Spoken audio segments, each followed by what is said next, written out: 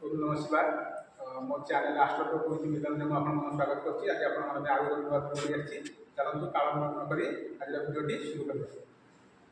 देखंतु आपन माने कि आज मो टॉपिक रखियो विषय वस्तु कोन ना प्रतिटी घरे शनि का प्रभाव बा शनि हमर प्रतिटी घरे रहले हमर देखिए जो हम कहिला फास्ट रे हमर काल चक्र 12टी राशि तो 12टी घर थाए।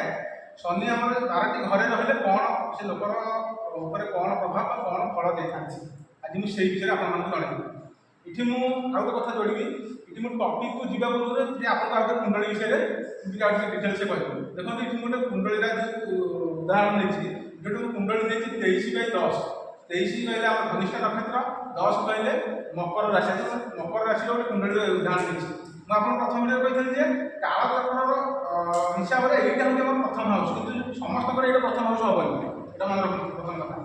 देखो आप निज जातक ठीक जानते देखिए आप जो घरे च लिखाई देव जान आप राशि घर ये देखो च लिखी मकर राशि आउ देखिए गोटे जगह ल लिखाई देव ल कहले लग्न घर आप जो लग्न लिखाई देव आप प्रथम घर भी गणित फास्ट है ये देखो मुझे लग्न घर नहीं सेवेन हाउस तमाने ये जातक प्रथम हाउस है प्रथम घर है प्रथम घर है यहाँ काल चक्र हिसाब से प्रथम घर किंतु लग्न आप जो घर लग्न थी से प्रथम घर भी गणित तमाने ये जातक এইটা হলো প্রথম ঘর তার মানে এইটা ফার্স্ট হলে সেকেন্ড এটা থার্ড এটা ফোর্থ এটা দিবি কি আসলে 12 নম্বর ঘর তো আপন বুঝিলে বর্তমান এটা যোউটি আপনার রাশি কুণ্ডলীরে जो घर च লেখাইব আপনার জানেন আপনার রাশি যোউটি ল লেখাইব আপন সেটা আপনার প্রথম ঘর ভাবে গণিত।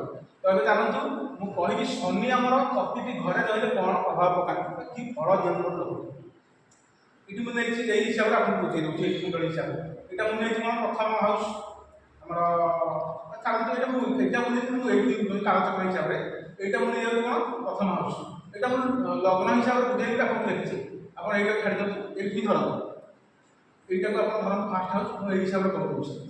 তো প্রথম হাউস হল কাহার না মঙ্গলক ঘর যদি শনি আমার কাহার জাতকরে দেখবে ফার্স্ট হাউসে বসছে তো শনি এটি কোণ রেজল্ট দেবে লোক জীবনের কোণ প্রভাব কোণ ফল করছে। যদি প্রথম ঘর আসছেন কোণ হব না লাইফ পাই তার ভালো হয়ে তার লাইফটা ভালরে বিতে ম্যারেজ কলা পরে সে লোক ম্যারেজ ক্ষেত্রে টিকে ব্যালেন্স মেনটেন করা দরকার। ম্যারেজ ক্ষেত্রে টিকে ভালো ন চলে बैलेंस मेंटेन न करे तो जीवन में शिक्षण वर्धन शुरू हो पारे आरंभ हो जाए। द्वितीय कौन तृतीय लोक एनर्जेटिक बहुत थाए आगे बहुत एनर्जेटिक जो कम भी करे बहुत एनर्जी सहकार करे तो यहाँ हूँ नेगेटिव गुण गोटे कौन ना म्यारेज पर म्यारेज क्षेत्र में बैलेंस करा स्त्री साथी झगड़ा झाटी कले लाइफ में खराब प्रभाव पड़े।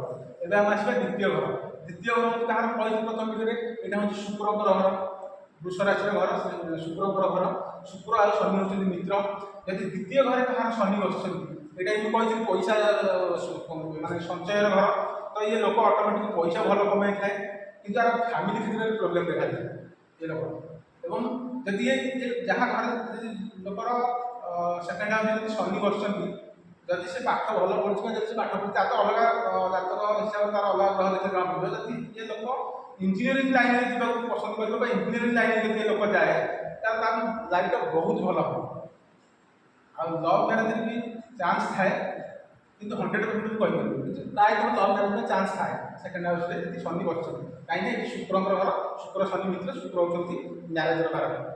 एवं आम आसवा तृतीय घर थार्ड हाउस कहार कही ना बुधंकर घर बुध कौन ना बुध हूँ बाणी देवता जहाँ देखिए बुध स्थल देखिए बहुत कथा कह देखिए यदि बुध शनि मित्र भी कहुए कालचक्र हिसाब से बुध शनि मित्र भी कहु शनि बस जहाँ तृतीय हाउस देखिए तार भाग्य भल तार साध्य कम्युनिकेशन स्किल तार भल था जो टीके बोलते से बहुत कथा कह कम्युनिकेशन स्किल भल थी बहुत भल कथा कहता और इंटरनेट ज्ञान तार अधिक थी कंप्यूटर क्षेत्र में तार भल ज्ञान तो से क्षेत्र में भी निज क्यारियर बढ़िया चाहिए आगे बढ़िया से भल लाइफ में भल गति कर आउ कौन रहा मैच्योरिटी पावर तार भल थाए आ ये लोग जुआ फुआ खेल जीवन बीतेला कि जुआ खेल चेष्टा कला जीवन पूरा बर्बाद हो ये लोग बिल्कुल जुआ ही खेल कथा नुह जहाँ शनि थार्ड हाउस एवं आम आसला फोर्थ हाउस चतुर्थ घर कहार ना चंद्रर घर मुझे कही माँ घर कहुए भूमि जमी और बाहन घर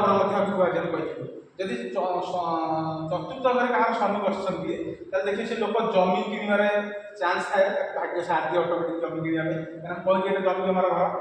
ଆଉ ଗୋଟେ କ'ଣ ଥାଏ, ଇଏ ଲୋକ ଯଦି କ୍ରୀଡ଼ା କ୍ଷେତ୍ରରେ ତା କ୍ୟାରିୟର କରିବାକୁ ଚାହିଁବ ତାହେଲେ ତା ଲାଇଫ୍ ଭଲରେ ହେବ, ତା ଲାଇଫ୍ ମାନେ ଭାଗ୍ୟ ତାର ସଫଳ କରିପାରିବ। ଆଉ ରହିଲା କ'ଣ, ଇଏ ଲୋକ ମାଆକୁ ଶୁଣିବାକୁ ଯାଏ ଦରକାର, କାରଣ ଏଇଟା ମୁଁ କହିଛି ପ୍ରଥମେ ଯେ ଏଇଟା ହେଉଛି ମାଆଙ୍କର ଘର, ଚତୁର୍ଥ ଘର ବା ମାତାଙ୍କର ଘର। ଯଦି ସେ ମାଆକୁ ତାର ଭଲ ପାଏ, ମାଆକୁ ସ୍ନେହ କରେ, ମାଆକୁ ଶ୍ରଦ୍ଧା କରେ, ତାକୁ ଅଟୋମେଟିକ୍ ତା ଭାଗ୍ୟ ଆଉ ତାର ସାଥ। କିନ୍ତୁ ଯଦି ମାଆଙ୍କ ସାথে କିଛି ଅବହେଳା କଲା, ମାଆଙ୍କୁ ଦୁର୍ବ୍ୟବହାର କଲା, ମାଆଙ୍କୁ ଗାଳି ଗୁଲଜ କଲା, ମାଆଙ୍କୁ ସ୍ନେହ ଶ୍ରଦ୍ଧା କଲାନି, ମାଆଙ୍କୁ ଅବହେଳା କଲା, ତାହେଲେ ତା ଭାଗ୍ୟ ଅଟୋମେଟିକ୍ ଖରାପ ହେଇଯିବ। ତ ଇଏ ଲୋକ ସବୁବେଳେ ସାବଧାନ ରହିବା ଯେ ନିଜ ମାଆ ବାପାକୁ ସମ୍ମାନ ଦେବା ଦରକାର, ଖାସ୍ କରି ମାଆଙ୍କୁ।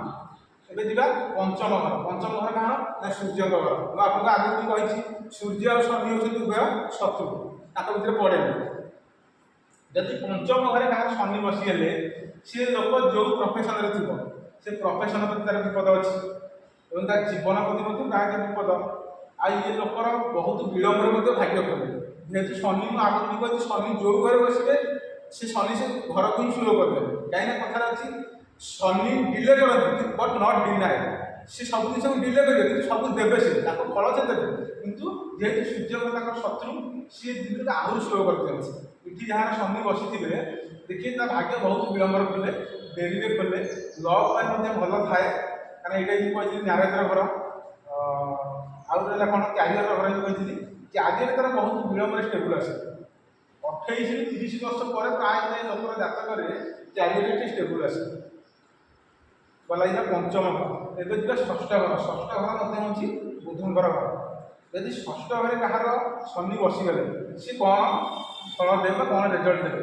ଯଦି ତାର ଶତ୍ରୁ କିଏ ତା ଲାଇଫ୍ରେ ଆସିଲେ ଶତ୍ରୁ ତାର ବେଶୀ କିଛି କ୍ଷତି କରିପାରିବେନି, ଶତ୍ରୁଙ୍କ ସେଥିରେ ଲଢ଼ିବା ପାଇଁ ତାକୁ ବହୁତ ଶକ୍ତି ଦେବେ। କାରଣ ଏଇଟା ମୁଁ ଆରମ୍ଭ ପ୍ରଥମରେ କହିଥିଲି ଷଷ୍ଠ ଘର ହେଉଛି ରୋଗର ଘର, ଋଣର ଘର ଆଉ ଶତ୍ରୁର ଘର। ଶତ୍ରୁ ତାର ବେଶୀ କିଛି କ୍ଷତି କରିପାରିବେ ନାହିଁ ଏବଂ ଯଦି କିଛି ରୋଗ ବି ତାର ହେଲା ତାକୁ ସେ ରୋଗକୁ ନିୟନ୍ତ୍ରଣ କରିଦେବ, କାରଣ ଶନି ଏଠି ବସିଗଲେ ତାକୁ ସେ ରୋଗକୁ ରକ୍ଷା କରିପାରିବେ। ତୃତୀୟ ପଏଣ୍ଟ ରହିଲା କ'ଣ ନା ବ୍ୟବସାୟ ଯେଉଁ ଖରାପ ଥାଏ, ଯଦି ଲୋକ ବ୍ୟବସାୟ କରେ ତାହେଲେ ଲସ୍ ହେବ, ବ୍ୟବସାୟ ସାଥ ଦେବନି। କିନ୍ତୁ ଯଦି ଜବ୍ କରେ ତାକୁ ଭାଗ୍ୟ ଭଲ ସାଥ ଦେବ। ଆଉ ଖାସ୍ କରି ଯଦି ଓକିଲାତି କରେ ବା ବକିଲ ପାଇଁ ପାଠ ପଢ଼େ ତା ଭାଗ୍ୟ ତାକୁ ଆହୁରି ସାଥ ଦେବ। ଇଏ ରହିଲା ଷଷ୍ଠ ଘର। ଏବେ ଆମେ ଯିବା ସେଭେନ୍ଥ ଘର ବା ସପ୍ତମ ଘର। ସପ୍ତମ ଘର ମୁଁ ପ୍ରଥମ ଭିତରେ କହିଥିଲି ଏଇଟା ହେଉଛି ବିଜନେସ୍ର ଘର ଏବଂ ସ୍ପାଉସ୍ର ଘର ବା ସ୍ତ୍ରୀର ଘର, କେମିତି ସ୍ତ୍ରୀ ମିଳିବ ଜଣକୁ, ଯଦି ଝିଅର ଦରକାର ତ କେମିତି ସ୍ୱାମୀଟି ତାକୁ ମିଳିବ। ଏଇଟା ହେଲା ସପ୍ତମ ଘର। ସପ୍ତମ ଘରେ ଯଦି ଶନି ବସିଛନ୍ତି କହିଛି ବିଜନେସ୍ ଘର, ବିଜନେସ୍ ପାଇଁ ତାହେଲେ ବହୁତ ଭଲ। ଏ ଲୋକ ଯଦି ବିଜନେସ୍ କରେ ବିଜନେସ୍ ସଫଳତା ଲାଭ କରିବ ଏବଂ ଆରେଞ୍ଜ ମ୍ୟାରେଜ୍ ପାଇଁ ଭଲ ଥାଏ, ଲଭ୍ ମ୍ୟାରେଜ୍ ପାଇଁ ଟିକେ ପ୍ରୋବ୍ଲେମ୍ ଥାଏ। ଆରେଞ୍ଜ ମ୍ୟାରେଜ୍ କଲେ ଲୋକ ପାଇଁ ବହୁତ ଭଲ, ଯଦି ସପ୍ତମ ଘରେ ଶନି ଅଛନ୍ତି। ଏବେ ଯିବ ଅଷ୍ଟମ ଘର।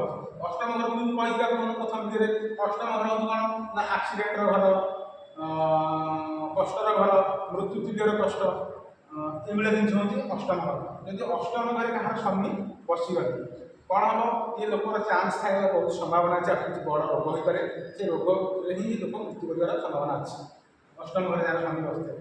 ଆଉ ରହିଲା କ'ଣ, ରୋଗରେ ମୃତ୍ୟୁ ହେବାର ସମ୍ଭାବନା ଅଛି। ଇଏ ଲୋକ ଯଦି ଜାତକ ବିଦ୍ୟାରେ ତା କ୍ୟାରିୟର କରିବାକୁ ଚାହିଁବ ତାକୁ ଭାଗ୍ୟ ତାକୁ ବହୁତ ଭଲ ସାଥ ଦେବ, ଜାତକ ପାଇଁ ଆର ଭଲ। ଗଲା ଅଷ୍ଟମ ଘର। ଏବେ ଆମେ ଆସିବା ନବମ ଘର। ନବମ ଘର ମୁଁ ଆପଣଙ୍କୁ କହିଥିଲି ଇଏ ହେଉଛି କାହାର ନା ଦେବଗୁରୁ ବୃହସ୍ପତିଙ୍କ ଘର। ଯଦି ନବମ ଭାଗ୍ୟର ଘର ମଧ୍ୟ କହିଥିଲେ ପ୍ରଥମ ଦିନରେ, ଯଦି ନବମ ଘରେ କାହାର ଶନି ବସିଛନ୍ତି ଇଏ ଲୋକ କ'ଣ କରିବ ନା ଇଏ ଲୋକ ଦୂରରେ ରହିବାକୁ ଭଲ ପାଇବ, ଘରଠାରୁ ଦୂରରେ ରହିବାକୁ ଭଲ ପାଇବ, ଇଏ ବହୁତ ବୁଲିବାକୁ ଭଲ ପାଇବ, ଟ୍ରାଭେଲ୍ କରିବାକୁ ଭଲ ଲାଗିବ। ଦୂରେ ଇଏ ଲୋକ ଯେଉଁ ଜାଗାରେ ଘର ଛାଡ଼ିକି ଯେଉଁ ଜାଗାରେ ବି ରହିବ ନିଜକୁ ସେ ଜାଗାରେ ନିଜକୁ ଖାପ ଖୁଆଇବ, ସେ କମ୍ଫର୍ଟ ରହିବ ଆରାମସେ ସେ ଜାଗାରେ। ଏମିତି ଭାବିବ ଯେ ମୁଁ ଘରେ ଛାଡ଼ି ଦେଇକି ମୋ ମନ ଦୁଃଖ କିଛି ନାହିଁ, ଏ ଲୋକ ଯେଉଁ ଜାଗାରେ ଆରାମସେ ରହିବ ଆଉ ଲୋକମାନେ ଭଲସେ ମିଶିଯିବ। ଆଉ ରହିଲା ଗୋଟେ କ'ଣ ନା ଦୂରେ ରହିବାକୁ ଭଲ ପାଇବ, ବୁଲିବାକୁ ଭଲ ପାଇବ, ବିଜନେସ୍ ପାଇଁ ମଧ୍ୟ ଘର ତାକୁ ସାଥ ଦେବ। ଯଦି ବିଜନେସ୍ ଦେଖନ୍ତୁ ଲୋକ ଜାତକରେ ବିଜନେସ୍ କରି ବିଜନେସ୍ ସାଥ ଦେବ, ଖାସ୍ କରି ଲୋକ ଯଦି ଟିଚର ଲାଇନ୍ରେ ଯାଏ ତାକୁ ଭାଗ୍ୟ ଆହୁରି ସାଥ ଦେବ। ଆଉ ଇଏ ମାନେ ଭଲ ଟିଚର ମଧ୍ୟ ଥାନ୍ତି, କାହିଁକି ନା ଦେବଗୁରୁ ବୃହସ୍ପତିଙ୍କର ଘର ଇଏ, ବୃହସ୍ପତି ହେଉଛନ୍ତି ଦେବତାମାନଙ୍କର ଗୁରୁ, ତ ଅଟୋମେଟିକ୍ ଟିଚର ଲାଇନ୍ ଯଦି ଗଲା ଏ ଭଲ ଟିଚରଟେ ହେଇପାରେ ସମାଜରେ, ବହୁତ ଭଲ ନାଁ କରିବ। ଏବେ ଆମେ ଆସିବା ଦଶମ ଘର। ଦଶମ ଘର କ'ଣ ହେଇଛି ନା କହିଥିଲି ଇଏ ହେଉଛି ଶନିଙ୍କର ଘର, ଇଏ ହେଉଛି କର୍ମର ଘର। ମୁଁ କହିଥିଲି ପ୍ରଥମ ଭିତରେ ଆପଣ ଦେଖିବା ପ୍ରଥମ ଭିତରେ, ଯଦି ଶନିଦେବ ବସିଗଲେ ଏଇଠି ଆମର ଦଶମ ଘରେ, 11 ନମ୍ବର ଘରକୁ କହିଥିଲି ଶନିଙ୍କର ଘର, এইটা भी शनिकर घर ये शनिकर घर कारण यहाँ हूँ मकर राशि यहाँ हूँ कुंभ राशि 10 नंबर हूँ मकर यहाँ कुंभ ये घर देवता हूँ शनि यदि 10 नंबर घर 11 नंबर घर कहार शनि बसुँच सेम रिजल्ट पड़ी से लोक सब भल रुहे उन्नति भल कै बहुत भल से लाइफ एंजय कै तो भल 10 नंबर 11 नंबर 12 नंबर घर जो शनि बस 12 नंबर घर जो कहार घर देव बृहस्पति घर कि घर कही नेगेटिव गुण कौन ना ये घर हूँ विदेश क्षेत्र घर मुख्यर घर लोक मुख्य व्यक्ति करती खर्चर घर ये घर जब ये घर शनिदेव बसी जाए ये लोक कौन सब इज्जत लाइन लोक जी जाए जे भल ना करे समाज में निजर भल परिचय सृष्टि कर